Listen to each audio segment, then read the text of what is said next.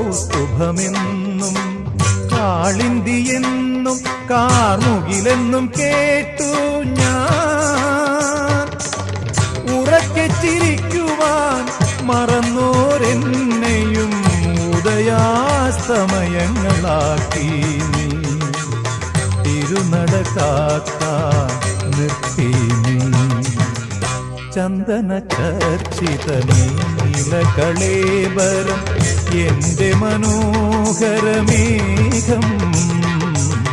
കായാമ്പൂവിലും എന്റെ മനസ്സിലും കതിർമഴ പെയ്യുന്ന മേഘം. ഇത് ഗുരുവായൂരിലെ മേഘം. ചന്ദന ചർച്ചിത നീലകളേബരം എന്റെ മനോഹരമേഘം.